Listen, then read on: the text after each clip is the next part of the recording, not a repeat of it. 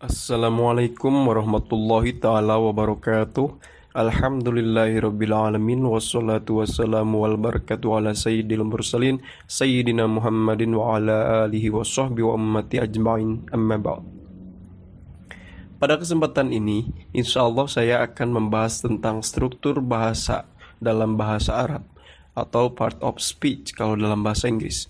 Tujuannya adalah untuk memberikan pemahaman dasar bagi sahabat-sahabat yang sama sekali belum pernah belajar tata bahasa Arab, sehingga diharapkan bisa mengenal fungsi dasar ilmu nahwu dan sorob dan mampu membedakan perbedaan keduanya. Jadi, ada dua bahasan pokok dalam video ini. Yang pertama, membahas struktur dasar bahasa Arab. Yang kedua, membahas secara singkat fungsi nahwu, sorob, dan perbedaan keduanya. Sebelum kita membahas perbedaan nahwu dan sorof, kita akan terlebih dahulu mengenal struktur dasar bahasa dalam bahasa Arab. Ada 3 struktur yang harus kita pahami dalam bahasa Arab, yaitu haraf atau huruf, kalimah atau kata dalam bahasa Indonesia, dan kalam atau kalimat dalam bahasa Indonesia. Kita mulai dari huruf sebagai bagian terkecil dalam struktur bahasa. Huruf dalam bahasa Arab dikenal dengan harf atau huruf, yang bentuk jamannya adalah huruf yang telah diserap ke dalam bahasa Indonesia. Jumlah huruf dalam bahasa Arab ada 28, dan semuanya adalah huruf mati atau konsonan. Tidak ada huruf hidup atau vokal dalam bahasa Arab. Adapun bunyi vokal dasar, seperti A, I, U, E, O, dalam bahasa Arab ditandai dengan harokah, yaitu pertama, fathah yang berbunyi A, kemudian berbunyi O apabila berada dalam huruf kho, ro, so, dan sejenisnya. Kemudian berbunyi E jika diimalah. Yang kedua, kasroh yang berbunyi I. Yang ketiga, dhammah yang berbunyi U. Bagian kedua dalam struktur bahasa dalam bahasa Arab adalah kata. Kata sendiri adalah gabungan dari huruf yang memiliki makna. Contoh seperti kerja adalah gabungan dari huruf K, E, R, J, dan A. Dalam bahasa Arab, kata dikenal dengan istilah kalimah.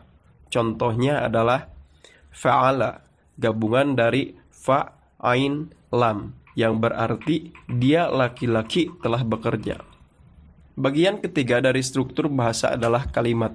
Kalimat adalah gabungan dari beberapa kata yang melahirkan sebuah makna, seperti kata Zaid, sedang, belajar, bahasa, dan Arab digabungkan menjadi Zaid sedang belajar bahasa Arab. Kalimat dalam bahasa Arab disebut dengan kalam.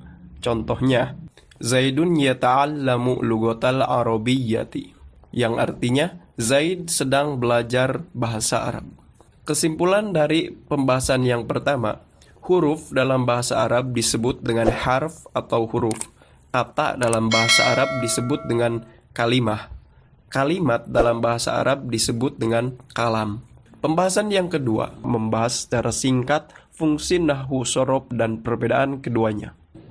Dari paparan di atas, telah kita ketahui bahwa struktur kedua dalam bahasa Arab adalah kalimah atau kata dalam bahasa Indonesia, dan yang ketiga adalah kalam atau kalimat dalam bahasa Indonesia.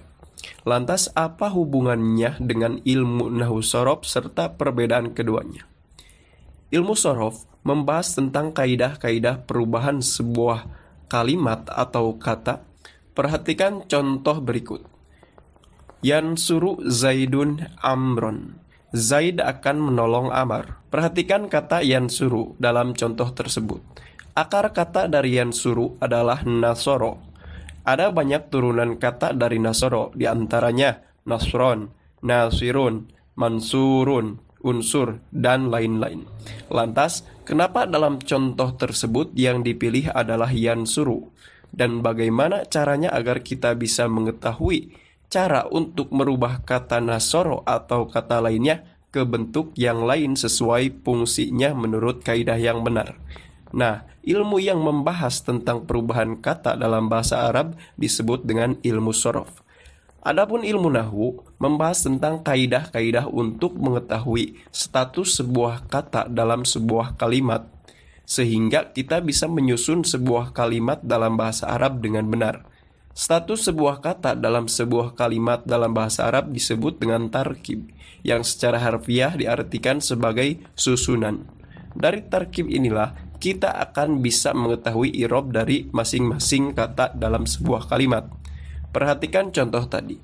Akhir huruf lafadz Zaid, yaitu dal, diberi harokat tanwin dhammah. Alasannya adalah karena status lafadz Zaid dalam kalimat yansuru Zaidun Amron adalah sebagai fa'il atau subjek yang i'rabnya harus rofa. Karena lafadz Zaid merupakan kalimah isim mufrad atau kata benda yang tunggal, maka dari itu alamat i'rabnya adalah dhammah dhahirah. Sementara lafadz Amar diberi harokah tanwin fathah. Alasannya karena statusnya adalah sebagai maf'ul bih atau objek yang menurut kaidah nahwu i'rabnya adalah nasab. Oleh karena itu, akhir huruf lafadz Amr diberi harokah tanwin fathah yang mengindikasikan bahwa status lafadz Amr dalam kalimat yansuru Zaidun Amron adalah sebagai sebuah objek yang dalam ilmu nahwu disebut maf'ul bih.